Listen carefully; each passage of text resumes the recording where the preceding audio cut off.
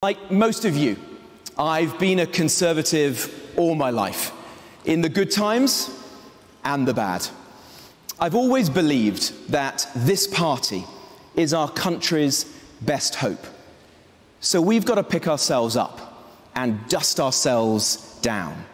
We've got to end the drama, end the excuses, and just deliver for our country by growing our economy, by fixing our NHS, by strengthening our armed forces. But friends, if we want to do any of those things, if we want to get our party back in business, we've got to begin by delivering on immigration. And let me tell you why.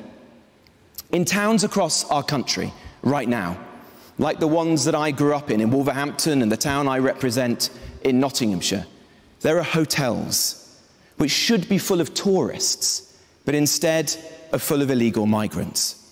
And this is just the tip of the iceberg. When I was Minister for Immigration, I saw things that made me angry.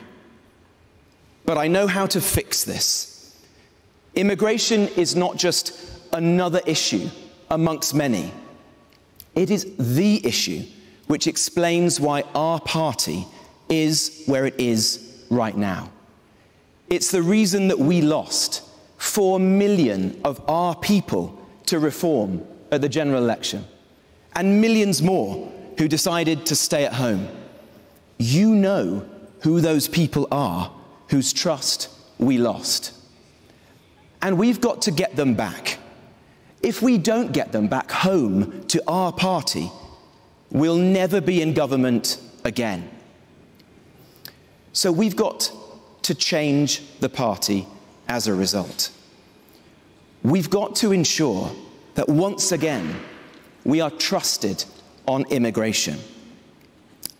And I know how to do that. It begins by ensuring that we end the drama, we end the excuses, and we just get serious on this issue.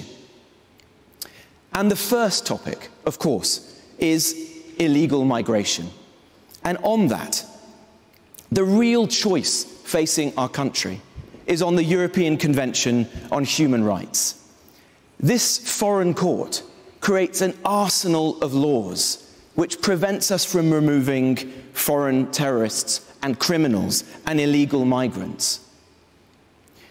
If we don't detain and deport people within days, we'll never be able to stop the boats. And if we don't do that, then we will keep on losing. You can't reform the European Court. It requires the unanimous approval of 46 member states. But if we leave, then we can write a British Bill of Rights, and we can ensure that we bring the insanity to an end. So there's a clear choice here.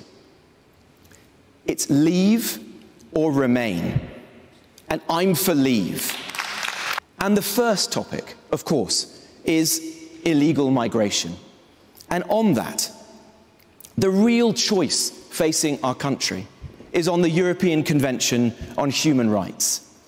This foreign court creates an arsenal of laws which prevents us from removing foreign terrorists and criminals and illegal migrants.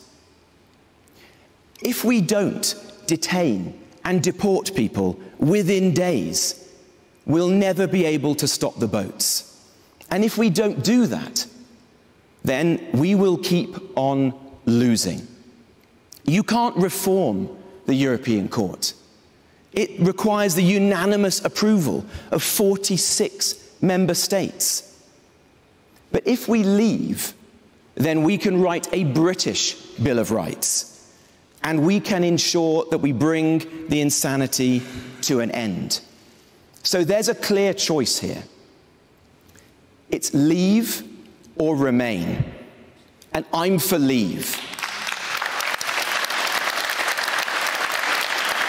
And on the millions of people who've come into our country legally, we also have a choice. We could continue as we have, hundreds of thousands coming in every year, pressure on housing, on public services, on cohesion, or we can get Parliament to set a cap on legal migration and ensure that we bring down the numbers. It's another clear choice. It's a cap or no cap. And I'm for capping migration. Two clear choices, leave or remain, cap or no cap. I'm for leave, I'm for capping migration. If we do those things, then we can win again. We can earn a hearing from the public on all the other things that we care about, like growing our economy, strengthening our defences, fixing our NHS.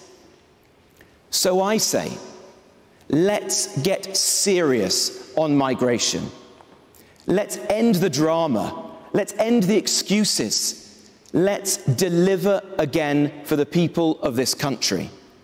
And then once again, we can win back the voters that we lost.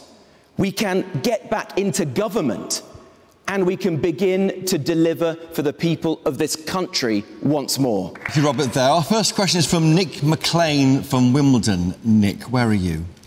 There you are, so microphone comes down. Thank you. Good evening, Robert. How will you regain control of our narrative so that we have confidence in ourselves and our conservative values? Well, very good question, Nick. And look, I joined this party aged 16 in Wolverhampton after the 1997 election. There were not many 16-year-old Conservatives in Wolverhampton in 1997, not many Conservatives in Wolverhampton in 1997. But I've been a Conservative ever since, and this party matters to me. I want to see it back in government. And the way to do that is to ensure that we get serious again, that we tackle the biggest issues facing this country. And I think that does begin with migration. Because if we don't regain the public's trust on that issue, if we don't get back the millions of voters that we've lost to reform, we're just never going to be in government again. And I'm not applying today just to be leader of the opposition. I want to be our next Prime Minister. And that means the party has to get serious. So let's fix that issue. And I have a very clear path to doing so. And once we've done that, then we can get on to all the other issues that we care about as Conservatives, which we'll never get the opportunity to do if we don't get back into power. You voted for Theresa May's Brexit deal 3 times. You were brought into the Home Office to keep an eye on Suella Braverman, we were told at the time, by sourcing. We're told... Well, I wouldn't believe everything. In one report, we're told that you'll promise to bring the party back to the centre. So aren't you just being a bit of a right-winger to win the support of the members, and you'll tack back into the middle and betray these people? No, not at all, Chris. Look, my values have never changed.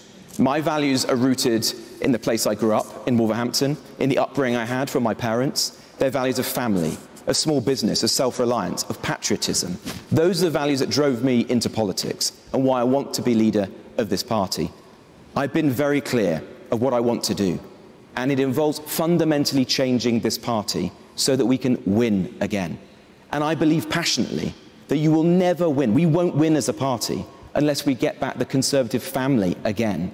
Unite the right of British politics, and that begins with migration. That's why I do say we've got to fix this problem and then move on to all the others. Just on leadership here, you know, more than 80% don't like you, or 18% don't like you, forgive me, and most don't know who you are. I mean, is that a problem? You're a bit of a generic candidate to be leader. Well, I don't know about that, Chris. I mean, the polling, almost all the polls, show that I am the best placed candidate to bring back the reform voters, which is so key to our success, and to bring back the voters who've gone to the Lib Dems and the Labour Party. And there's a poll out this morning that says that in fact in the Telegraph, that says that if I was leader of the party, tomorrow, if there were an election, we would be in a hung parliament. So before we even begin the task of turning this ship around, we would be in a dramatically better position. This is how do you unite the party? You've got the Tory reform group might spoil their ballots. Is that a worry for you? You're saying you sign up to the echr if I win.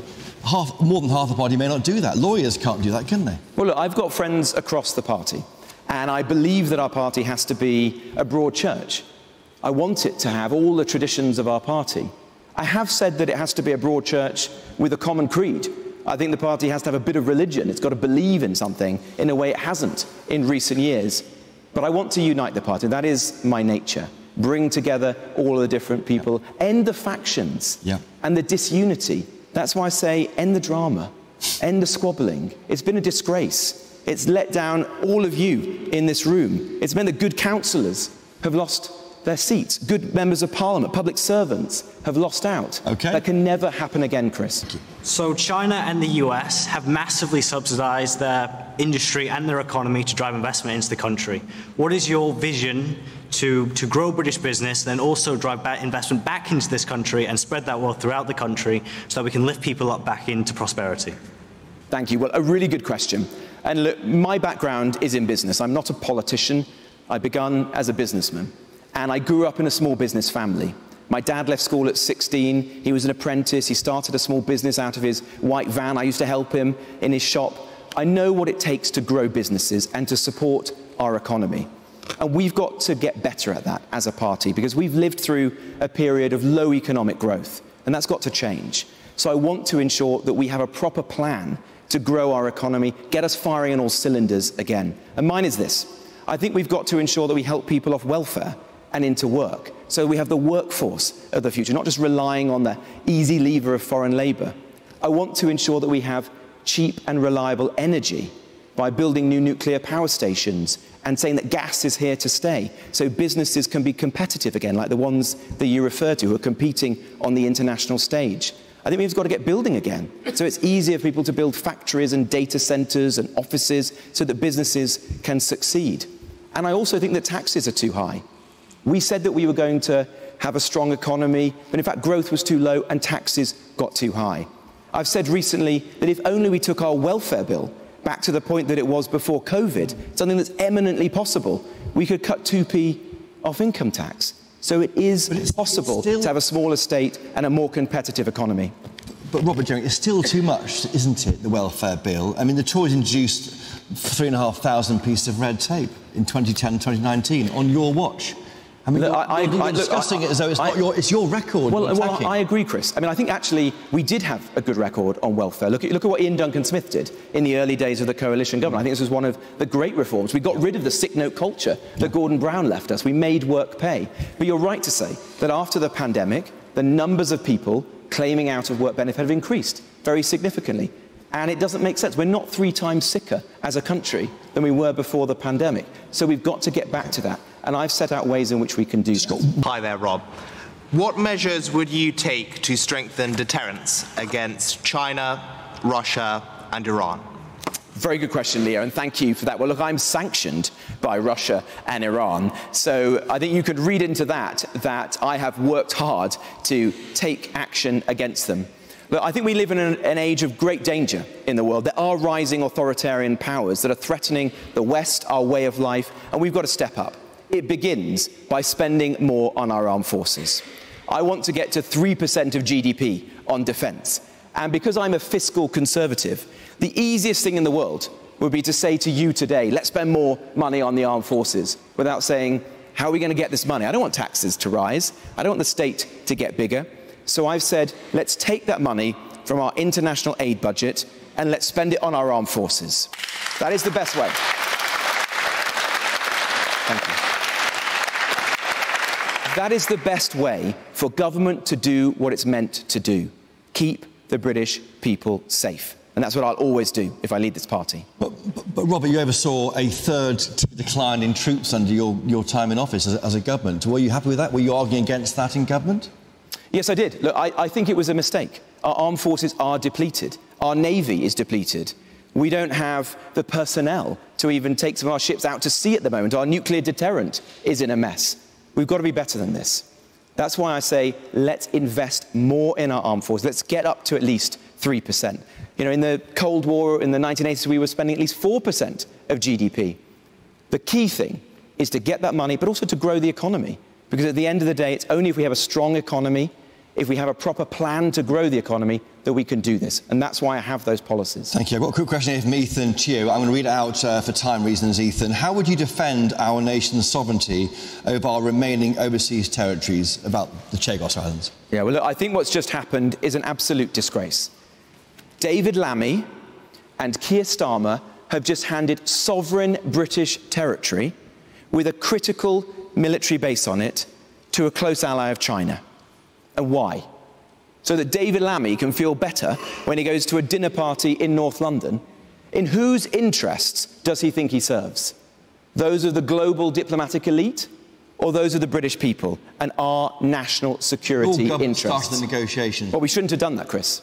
We shouldn't have done that. You don't start a negotiation you don't want to finish. Where were you on this? Were you saying stop negotiations now? I didn't hear you. Well, I was in government at the time, but actually I did go and see ministers, Chris, and speak to them on this. Look, you can be assured that if I was leader of this party, if I was lucky to be Prime Minister of this country, I would not sell out our overseas territories.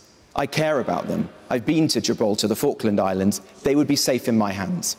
You voted Remain and Brexit happened. What's your view on Brexit? The OBR says it may have harmed the economy. The UK is 4% smaller because from leaving the European Union. Is that the correct thing to do for this country? Look, I think there are fantastic opportunities for this country that flow from Brexit. I don't think we have seized all of them right now.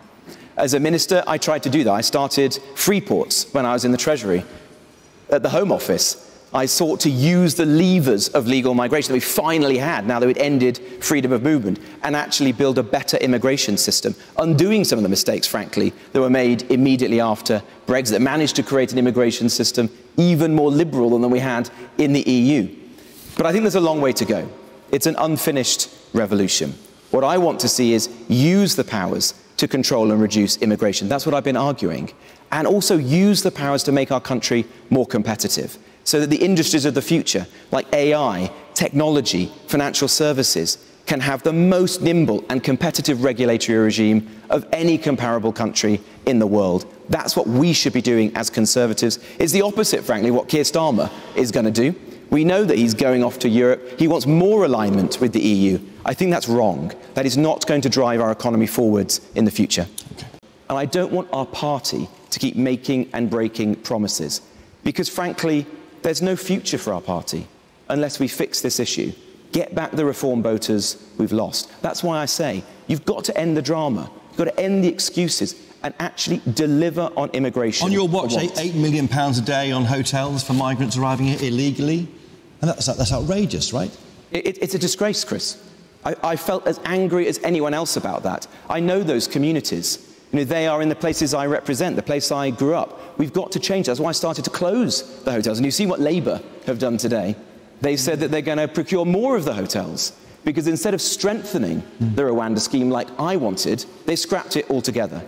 They've left us completely at the mercy now of the people smuggling gangs. The only barrier of people coming to our country is the weather in the English Channel. That is wrong. We have to be different, have a clear policy, hold the Labour Party to account, and regain the public's trust. The journey you've been on, what was that hoodie you were wearing? What did it say on it, the hoodie? Oh, you're not going to be like Kay Burley now, are you? I'm asking about it. I thought you were better than that. I'm asking about why you wore it. I wore a hoodie which said Hamas are terrorists. Yeah, why did you wear that? It's the law. It's the law of the land, Chris. And it was a small gesture of support and solidarity for our British Jewish community. In fact, for the whole country, because this isn't actually about British Jews. These sentiments are anti-British, and we should clamp down on them.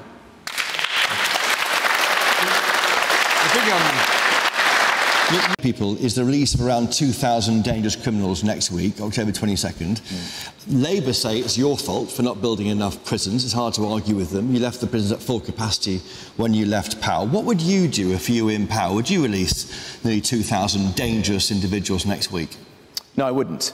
Look, we should have built more prison places, but we did build more than the last Labour. Why didn't you build more prison places? Well, when I was Housing Secretary, I changed the law to make the planning system faster, so we could build more prisons. But we did build more places than the last Labour government. So don't believe everything that Keir Starmer tells you. He said that there was no space in the prisons, and then he found 500 places as soon as the riots happened. So I think he was motivated out of ideology as much as practicality.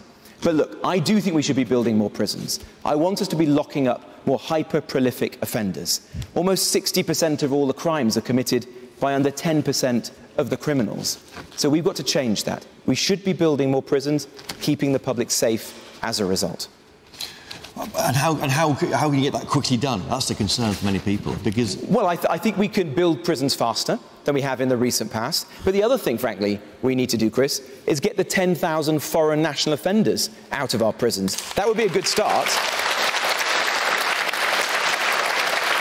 And incidentally, Chris, one of the reasons it's so difficult to do that is because of the European Convention on Human Rights. That defends the rights of foreign criminals who are in our prisons and on our streets. When Winston Churchill thought of the right to a family life, he never thought of the idea of a foreign rapist or murderer having the right to stay in our country rather than being sent back to their home country.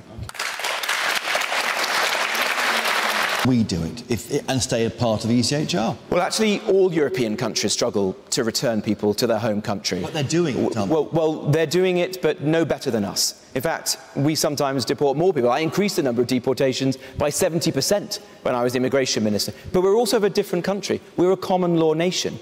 And so if the court in Strasbourg has a judgment, that we have copycat cases in our courts, which then have to be upheld. So it doesn't work for our system. Okay. We'll never fix this problem unless we leave the European Convention on Human Rights. And the point I made earlier, Chris, for us as a party, is that if we don't fix migration, we're never going to get back into power.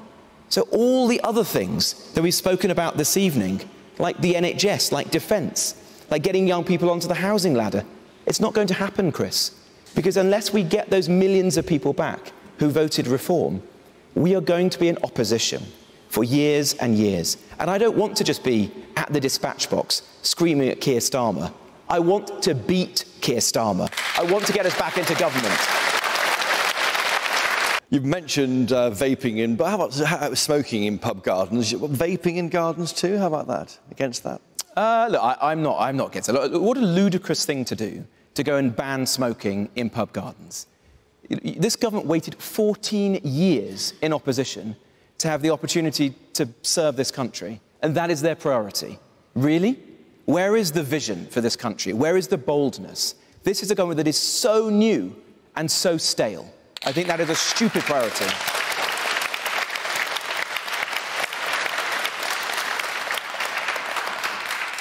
But don't you want a smoke-free generation? That was the idea which your colleague Rishi Sunak proposed in government.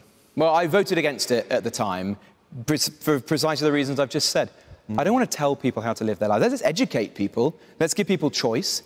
But as Conservatives, I'm not going to force people to live their life in any one way or another. That's not my way. That's not my Conservative Party. The issue of Ozempic, which is a weight loss drug, and might be on the NHS. Would you support that, given you have tried it in the past? Well, it is on the NHS. It is available on the NHS. And increasingly so to control weight. I mean, would you support that? Yeah, look, I would too. I mean, look, I don't like the nanny state. So I vote against smoking bans. I'm not going to tell anyone how to live their life. But if you want to do that, then by all means do it. Look, I ended up losing weight mainly by going running, as you know, on Park Run. Yes. And by eating less food. Who would have thought? But if others want to do Ozempic or weight loss drugs, then good for them. And the taxpayer should pay for that? Shouldn't people not eat as much food? Consume less? Isn't that what a Tory would say? Well, look, I'm not going to tell people how to live their lives. I don't want to do what Wes Streeting is doing, which is banning things. What I want to do is to make sure that people have access to the best drugs and technologies in the world. That's my vision. But make their own choices and save us all money at the same time is some of those drugs mean that people do save the NHS a lot of money because they become healthier, don't they? Yeah. And they don't get all the chronic illnesses later in life. So I'm open to that. I think it's good. Easy one. Have you ever taken drugs at university or anywhere in your life? I haven't actually, Chris, no. Never taken drugs? Any drugs? Well, not illegal drugs, no. Not illegal drugs. You've mentioned vaping but how about smoking in pub gardens? Vaping in gardens too? How about that? Against that? Look, I'm not against it. Look, what a ludicrous thing to do, to go and ban smoking in pub gardens. This government waited 14 years in opposition to have the opportunity to serve this country, and that is their priority. Really? Where is the vision for this country? Where is the boldness? This is a government that is so new and so stale. I think that is a stupid priority.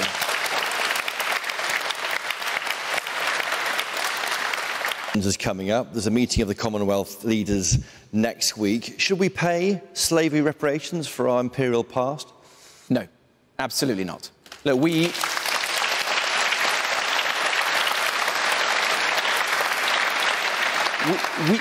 abolished slavery 200 years ago.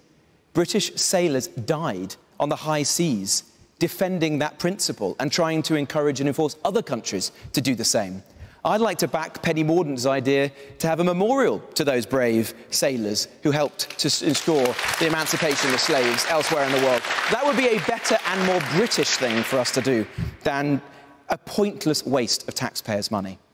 You mentioned Penny Mordaunt there. Is she back? The issue of slavery reparations is coming up. There's a meeting of the Commonwealth leaders next week. Should we pay slavery reparations for our imperial past? No, absolutely not. Look, we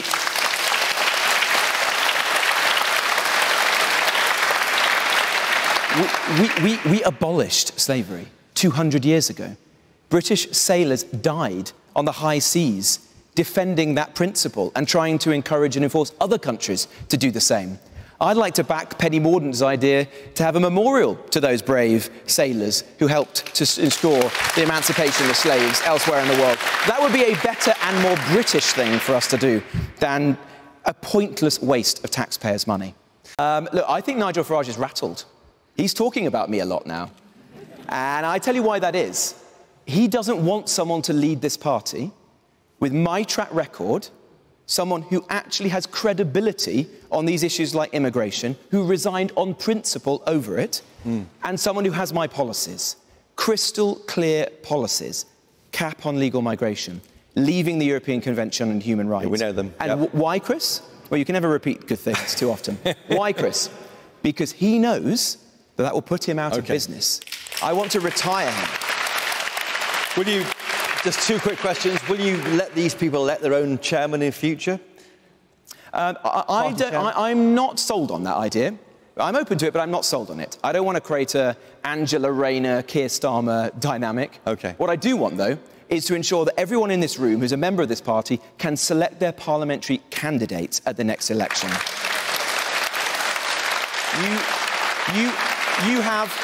You have my solemn vow that if I was leader of this party, never again would the favoured sons and daughters of the leader of the day be parachuted in to your constituencies on a shortlist of one. That was a disgrace, and it would never happen in my Conservative Party. OK.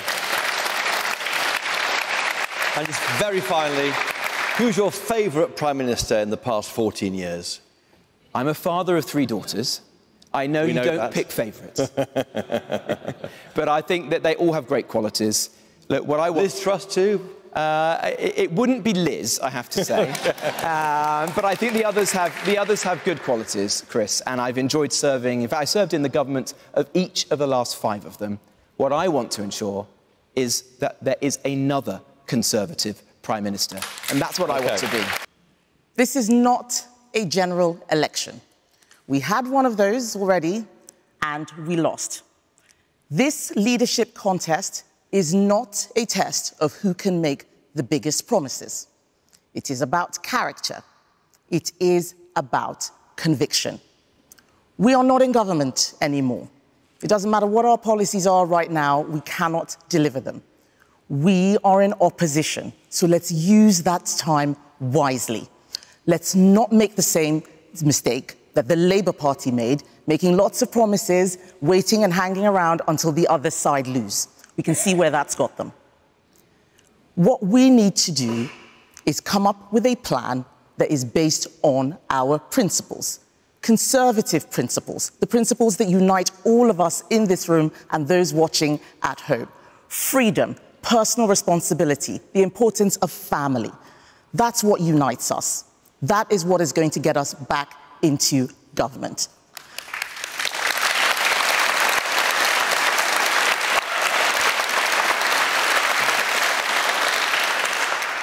There is no point having policies without trust.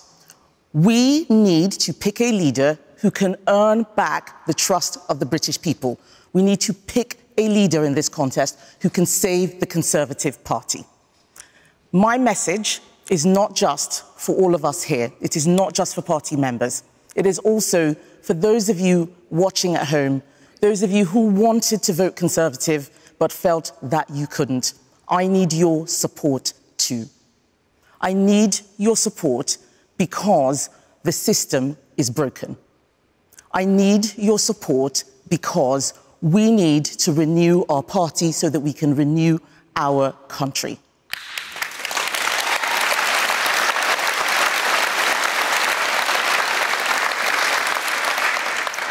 The problems of this age are getting bigger and bigger. Soaring debt, global mass migration, stagnant growth, an aging society, a rapid technological change.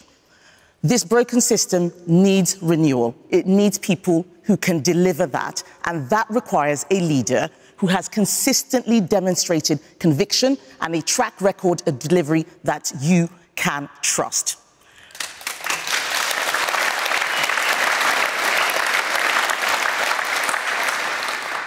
I want to build a brighter future for our country. But for us to do that, we need to get our act together and get our act together fast. I want to help a new generation to build homes and families, to build careers, start businesses, to acquire capital, property, investments, and security. But this broken system is going to need an engineer to fix it. I am an engineer.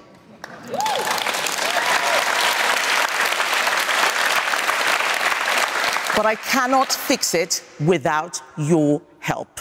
That is why I am asking for your support today. Together we can do this. Together we can fix the system that is broken. Together we can renew. Thank you.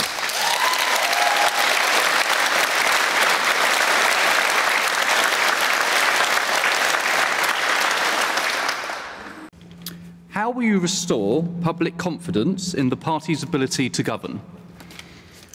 Thank you for your question. This is exactly what I've been talking about. The public removed us from government because they felt that we were not competent and that we were not delivering on our promises. The answer is not to make new promises. The answer is to do the job they have given us properly, and that is the job of opposition. If we can show that we have integrity, if we can show that we share their values, if we can show that we have learned the lessons of the past, then they will give us another chance. That is why I'm standing for renewal. That is why I'm not throwing out lots of policies. I have great policy ideas, but I don't believe that what's in my head is what's going to get us out of the mess we are in. We are going to need the whole party and, quite frankly, the people who vote for us, an army that is going to help us get back into government. That is what the British people want to see. They want to see us working on ourselves and delivering conviction politics. You mentioned colleagues in the department. I've got to say that reports are that you're difficult to work with, that you had dreadful meetings, officials telling the Guardian newspaper that you were bullying, they were traumatised by your behaviour. How do you respond to this? I mean, we don't hear the same about Robert Jenrick, do we? Well, I don't know how many of you believe what you read in The Guardian, but if you do, then you wouldn't be here on GB. No, but answer the more seriously, yeah. I am somebody who defends other people from bullies. The people who are causing the problems are the ones that I got out of the department. Of course they've run to The Guardian to tell lies about me, but I know that I did what was right. I know that I delivered. There were never any issues in my department. I delivered. When we had difficult issues, like the post office scandal, for example, people knew that we'd already been working on it. Who was the person who got rid of the regulations from the EU? Some people will say I didn't get rid of enough. I got rid of the ones we wanted to get rid of. I am somebody who gets stuff done, and if I am somebody who can get all of the people who worked with her in the department supporting her in the leadership contest, then you can bet on me. Well, what is Kemi Badenoch? Are you someone who would pick a fight with your reflection in a lift?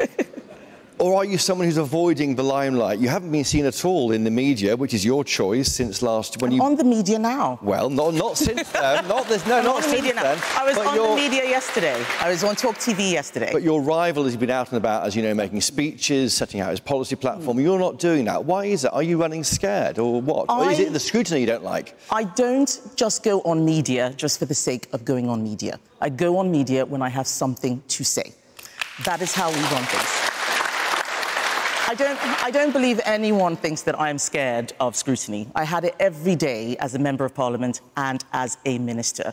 But what is key is that I don't like fighting. I don't look for fights. But if someone brings a fight to Conservatives, I will fight for us. I will fight for our values. I am a champion of conservatism. OK, I get that. But you're fighting, you're saying, trust me on principles, not on policy. But trust is your party's problem. You've lost that trust in that July election. How can you get people here to trust you? I know you've gone through what you've done well, but the trust was what the party lost so much in July. Yes. So look at the things that I did do. They were very difficult things. We need people who are brave. We need courage. That is what I showed when I was in government, when everybody was laughing as I pointed out what was happening to young children, mostly young gay children, being sterilised. Nobody wanted to hear about it. I cut through the crap. The fact of the matter is there were too many other people who turned their eyes away when those things were happening. That's how we ended up with the grooming gang scandal. That's how we ended up with a teacher in Battley still in hiding because other people looked away. You can trust me because you have seen who I've defended. I look after those people who don't have a voice. I look after those people who cannot defend themselves. I will look after Conservatives. You know what I believe in. I believe in the values that you share, the importance of family, that the government is doing far too much and it is not doing any of it well, and it is growing and growing. The state is too big. We need to make sure there is more personal responsibility. We need to make sure that people believe in this country. Citizenship, you asked the question, I'm going to finish it. Citizenship, not just passport citizenship, not just holding a passport, believing in a place, wanting it to succeed, committing to the people who are in your community, not people thousands of miles away. People know what I believe. I don't need to talk about policies because they know what I am about. OK. So the planning system is a mess. This is one of the areas that needs reform. When I was the shadow local government minister, one of the things I saw was that planning departments in councils are nowhere near as scaled up as they need to be in order to challenge many of the silks who are using the legal system more effectively. We don't pay our planning officers enough, so they can't do the job that many local councils want them to do. So that's one of the things that I would want us to sort out. Let's get the resourcing into local councils. Local council funding has dropped. We need to get it increased. Local councils deliver many of the best services that improve people's quality of life, not just housing, education, parks, taking the bins out, and so on. But there are other issues with the planning system. We have an issue, for instance, in getting grid connections through. Very slow. We have too much regulation. When I was in government, one of the things that the developers and businesses that wanted to invest in housing kept telling me that we cannot comply with all these rules. Nutrient neutrality being one of them. That's one of the things that I would change. So we need to look at the regulatory system that is slowing down planning. We need to look at those people who are very clever, who know how to game the system. We need to look at many of those people who are holding on to land and not releasing it for development. Well, on that point, I mean, people don't like having big pylons built near them. They don't want to see the green belt built on. Are they right or wrong? I think that they are right. I have this issue in my own constituency. I have been pushing for an underground solution, especially as the pylons that are coming through are not serving the constituency, they're not serving the area, they're going straight into London where there is a lot of demand. But we need to have a little bit more consensus. The reason why we have this issue with pylons is because we set a target for net zero before working out a plan. This is the thing I am telling all of you we need to stop doing. But your government brought in net zero. Well, I spoke in that debate. You look at it, I spoke in that debate and I said, how is it going to be paid for? And this is what happens when you don't have a majority. You start making concessions to the left. This was one of the areas where we got a majority in Parliament with Labour and Lib Dem votes. I was not happy about us setting a target without a plan. We did this during Brexit as well. We said we'd leave, we didn't work out the plan, and we all saw what happened. That is why I am not talking about policies and throwing them out. We've seen what happens. Let's start with a plan and let's base that plan on Conservative principles. Microphone to come over to you. And there we are. Has Brexit been a success? Some of it has been a success, but a lot of it has not, because we are still too scared to take advantage of the opportunities. There is no point leaving the European Union if we just continue doing what the EU is doing. That is what I fought for when I was Business and Trade Secretary. Signing trade deals, yes. Cooperating with countries across the world, yes. But also looking at how we could have smarter regulation, looking at how we could compete better than our nearest neighbours. Being a competitive economy is one of the things that will help us grow. One of the reasons why Brexit has not been as much of a success as it should be is because we did not start with a plan, as I said. But the other reason that people think that it has created problems is because everything now is blamed on Brexit. When I travelled all around the world, I saw the same issues that we have here everywhere. In Australia, in Japan, in the US, in Canada, in Mexico, they all had issues with inflation. They all had issues with energy. They all had issues with mass migration. Italy, the island of Lampedusa, had more people on it arriving on small boats than residents living on that island. I was there 2 days after that happened. None of these problems are due to Brexit. We need to stop blaming Brexit for our problems. We need to stop blaming the EU or international agreements and start fixing problems here ourselves. Has Brexit been a success? Some of it has been a success, but a lot of it has not, because we are still too scared to take advantage of the opportunities. There is no point leaving the European Union if we just continue doing what the EU is doing.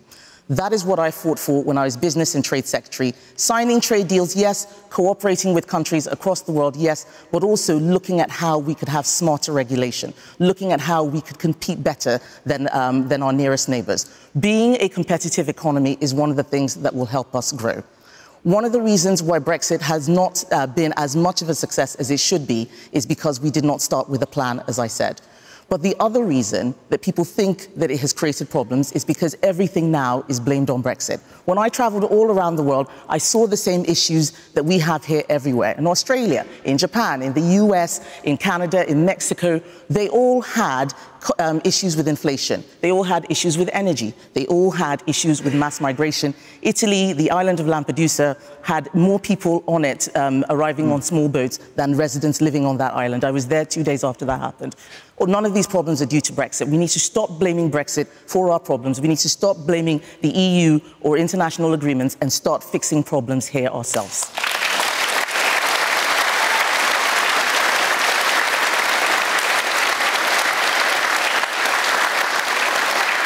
Since the turn of the century, the British state has grown from 35% of GDP to 45%, and national debt is spiralling. My question is, where would you make cuts? Thank you.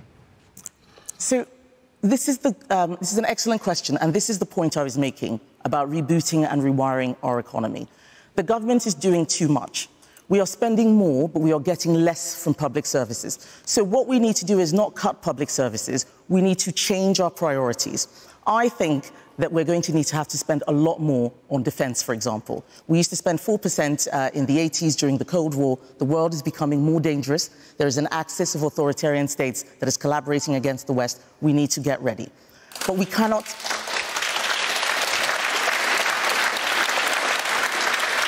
But we cannot spend 4% on defence as we used to. We can't even spend 3%. I argued for that in government.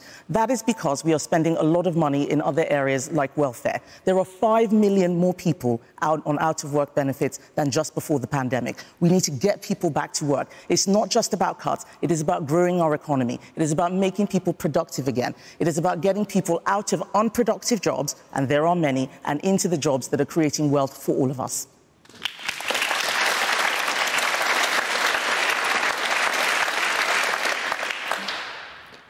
So you'd cut the benefits bill. Which benefits in particular would go? And don't you think some people do deserve benefits? Of course. We need to make sure that we have a safety net.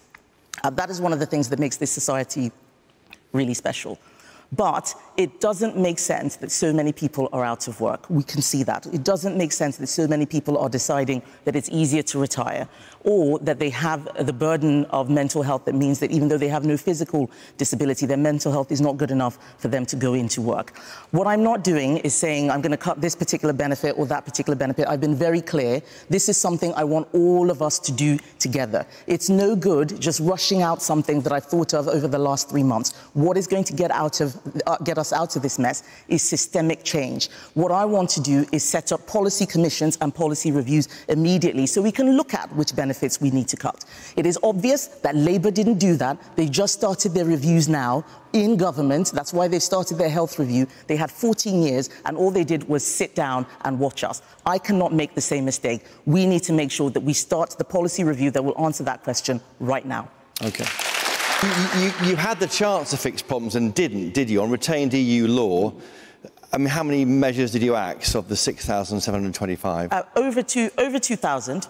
But we kept laws that we wanted to reform. So there's nearly 4,000 left. Yes, well, I wasn't going to get rid of product safety laws, was I? I wasn't going to scrap those. It's not the provenance of the law, it is the purpose of the law that you need to look at. I was very much against a bonfire of all regulations without thinking about the consequences. Why? Because I'm an engineer. I used to code. You don't just delete everything and then hope for the best. That is not smart. I am somebody who thinks through what I am doing, and that is why I removed well over 2,000 regulations. We're reforming some of them. If you want to reform a law, you don't delete it, you keep it there, and then you make amendments to it. That is what I did. I'm proud of what I achieved. I'm also proud that I was the one who removed the supremacy of the European Court of Justice from the UK legal framework. No one else has done more on Brexit than I did. When I voted leave...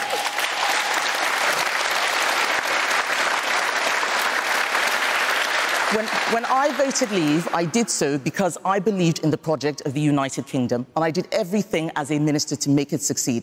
There are lots of people who call themselves leavers now because they want to have another referendum and talk about something different. I disagree with that. Let's stay on the Brexit opportunities. This is a long-term project. It is not done yet. Let us stay focused and deliver on that. OK, thank you.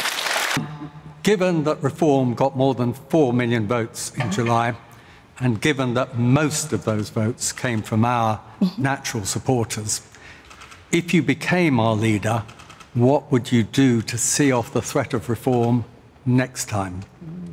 Thank you, Lionel. It's very important that we understand why we lost votes to reform before we start planning how to tackle them. My belief is that we lost votes to reform because we didn't deliver on our promises, especially on immigration and on tax. So we need to deal with those two issues. We promised lower taxes, we promised lower immigration, we didn't deliver that. But in order to do that, we need to focus on the first half, which is not making promises we can't deliver and earning back trust. But we also need to look at what the Reform Party leader has done to be successful. Nigel Farage speaks with clarity. He speaks with conviction. When people hear him speak, they believe that he understands their concerns. For a long time when we were speaking, people just heard this technocratic, managerialist language that didn't mean very much to people. It was all policy and no principles. That is why I keep emphasizing principles. Some people will say, oh, you need to tack to the left, you need to tack to the right. It is not about left or right, it is about right or wrong.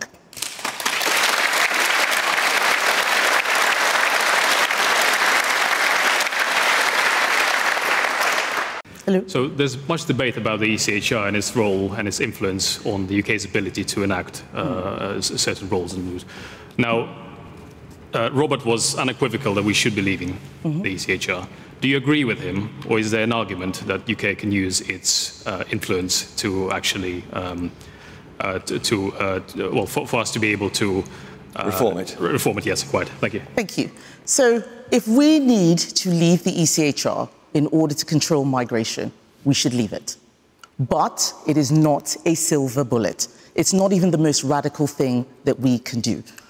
Immigration is too high, both legal and illegal. We need to tackle that. It is causing a strain on public services. We're not able to build housing to keep up. It is not fair. But we have to ask ourselves, why is it that countries that are in the ECHR are able to deport people who are there illegally better than us? France is able to send back about 70%, where we send back about 10%. So it cannot be the ECHR that is stopping us from doing that. That is why I don't want us rushing out to give promises when we don't have exact reasons for what is happening. The ECHR may be a solution. It is something that I would consider. But if we are going to do that, we're going to have a proper wholesale plan. Leaving the ECHR is not dissimilar to leaving the EU in terms of the consequences. Last time, everybody forgot about Northern Ireland, and then we started playing catch-up. We cannot make that mistake again. The ECHR is something that will impact Northern Ireland if we leave and Ireland is in there. What are the consequences of that? The ECHR and the Human Rights Act are what I use to defend many gender-critical women who are very worried about single-sex spaces. The ECHR has helped us with freedom of religion and belief. If we take it out, we need to make sure that we have something else to replace it. That requires work, not just a promise. But there are...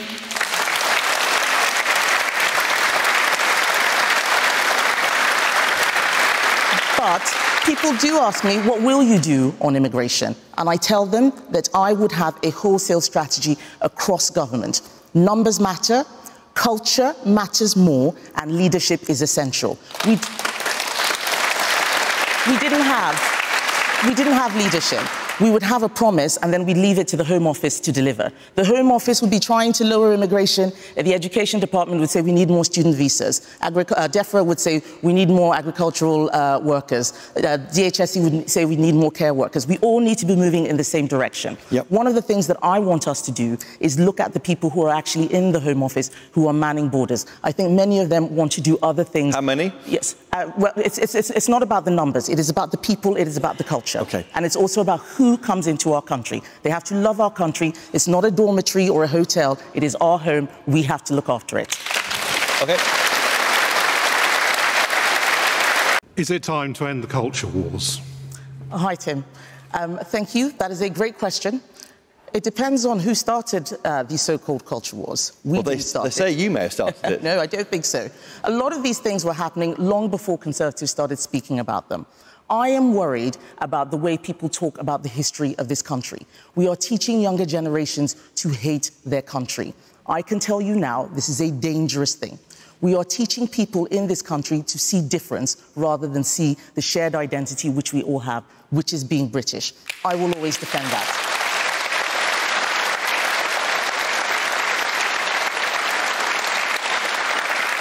When people use the phrase culture wars, this is a dog whistle to try and attack the right. We should not fall for it. We are defending our culture. We are defending our country. It is not culture wars to want to control immigration. It is not culture wars to want to stop grooming gangs and those sorts of scandals. It is not culture wars to want to stop young children from being sterilized. These are the right things to do. It is about doing what is right for our country, following our conviction, being brave and not being scared because the Guardian or whoever is going to try and mock us. They're going to do that, whoever is the leader. We need to stay focused and do the right thing.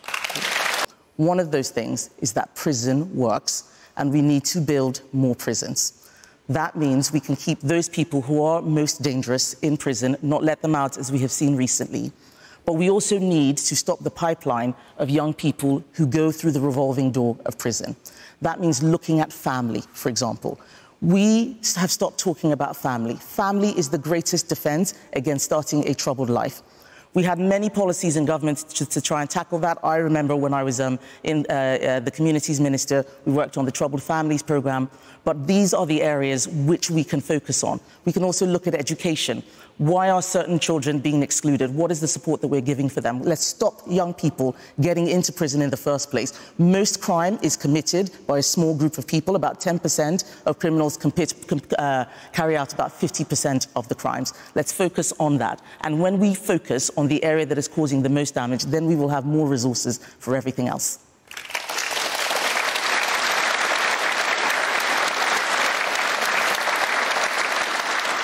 I mean, you say prison works, but next week 2,000 very dangerous people are being released because of your government's leaving the prisons overfull. That's your fault. Why don't you build more prisons when you have the chance as a government? Well, I campaigned on a manifesto to build more prisons, and I also campaigned for a prison in my constituency. Well, which one was that? Sorry? Which one was that? Wethersfield. I think it was just on the border of my constituency. Why didn't we build? One, COVID. It just stopped all of the building programmes.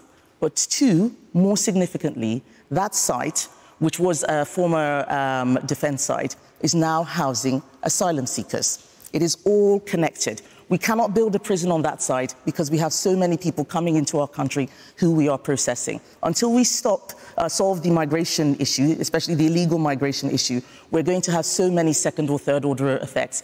Hotels being used, instead of having tourists in them, housing asylum seekers. Prisons that should be built being used to house people that we are processing.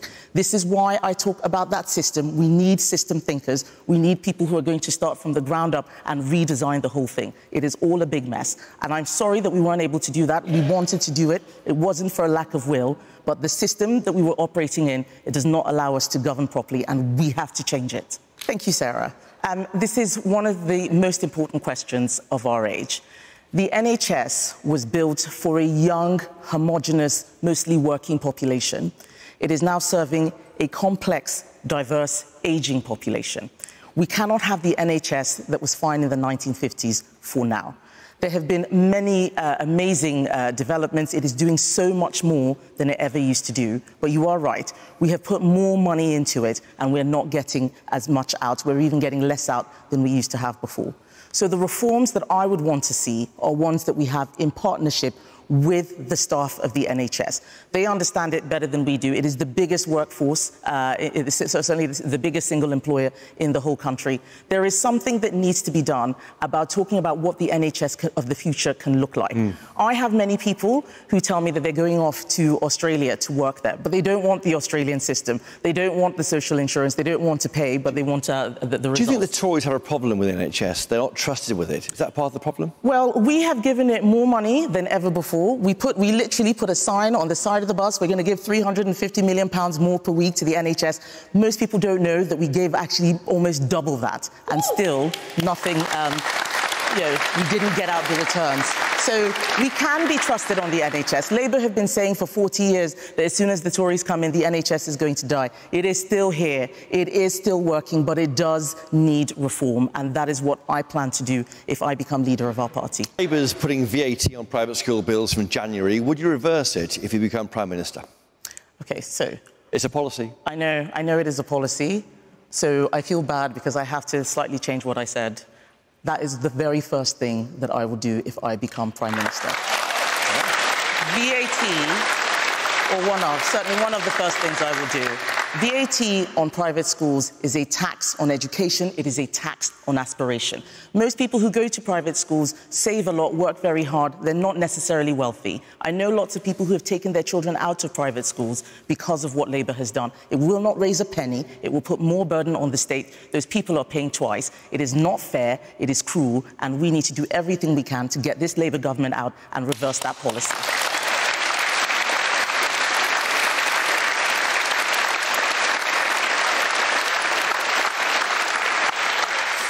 You're a mother of three. Do you allow your children to use social media on their devices? No.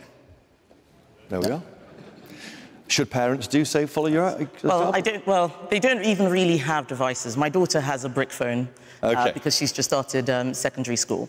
I think social media is very dangerous. It's very addictive. I know this because I use it myself. And if I, a 44-year-old, very hard-nosed MP, find it difficult, there's no way that a 5-year-old or an 8-year-old can, or an 11-year-old. Children should be off social media. It is for adults. OK, moving on. Question here about our imperial past, colonial past as a country. The Commonwealth Heads of Government meeting starts next week. Should we be embarrassed about our colonial past? No, we don't need to be embarrassed about our colonial past. Every country in the world, at one point or another, either colonised or attempted to colonise another group of people. This is the past. We need to talk about the future. There are many countries now who want to use guilt to try and exploit the UK. They ask for reparations. I saw it as a trade minister. It's not culture wars. I was at the WTO. I won't name the minister from another country. And he was telling me that we needed to give up some of the things that we were doing because of colonialism and because they needed time to develop. These arguments are a scam. Don't fall for it. We need to make sure that we put this country first. We work well with our neighbours. We work well with other countries. But we have to look after ourselves too.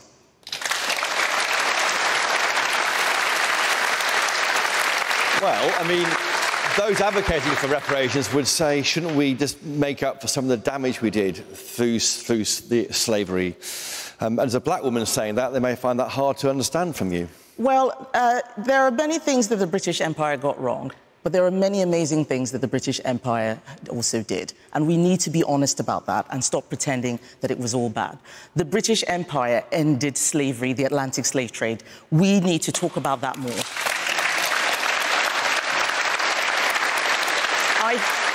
I grew up, as many of you know, I grew up in a Commonwealth country.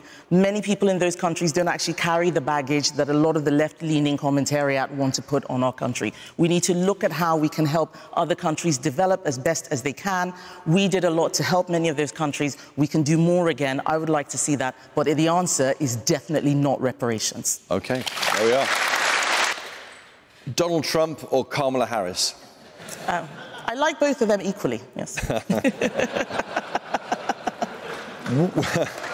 Would Nigel Would Nigel Farage be welcome in your party ever, given Rishi Sunak said twice it was a broad church? Yes, we are a broad church, but if somebody says that they want to burn your church down, you don't let them in.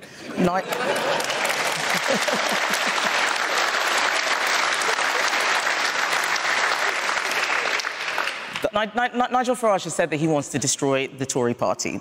He is somebody who I have a lot of respect for. I think he has been very influential in our politics. But if I wouldn't let Keir Starmer or Ed Davey into the Conservative Party, I'm definitely not going to let Nigel Farage into the Conservative Party. OK, thank you. Very quickly, final question. Assisted suicide's on the agenda again, a free vote coming up. Where would you vote? How you vote matters if you're leader. Let's see what that bill looks like. I am somebody who has supported the principle of assisted suicide because of a particular incident in my family. I do think that some people should be able to choose how they die and not have a horrible, gruesome death. Having said that, I have also been saying that the system is broken. This system that is failing to deliver social care properly, I worry that it is not going to be able to cope with assisted suicide. I worry that the safeguards aren't going to be there. When I was Equalities Minister, I saw very, very poor safeguards around young children who are questioning their gender. I do not trust this system. Let's see what this bill is going to do. I will look at that bill very carefully. My colleague, the presenter, Emily Carver, wanted me to ask you both a question. What is your opponent's biggest weakness? My opponents, well, I have to think through very carefully what I say. Be honest about it. No one. So I think the weakness is in the argument that is made, and I know sometimes there is a temptation for us who've been ministers to still carry the baggage of the department we've come out of. I have this as business secretary. You hear me when I'm talking about government regulations. You can see that I'm traumatized by it. But I think that the echr argument is not the right one. I think that is the biggest weakness. I think it will divide our party. It will mean that the infighting and squabbling will continue. If we want to end the drama, we need to do this the right way. Let's come to a consensus. And maybe that is leaving the echr, but it is not about imposing your views on everybody else.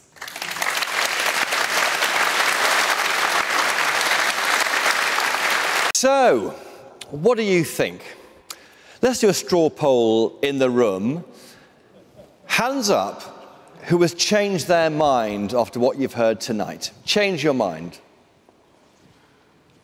OK, interesting. Another very big question. In order, how many of you would vote for Robert Jenrick? And how many of you might vote for Kemi Badenoch? There you have it. They've decided their view, and now it's decision time.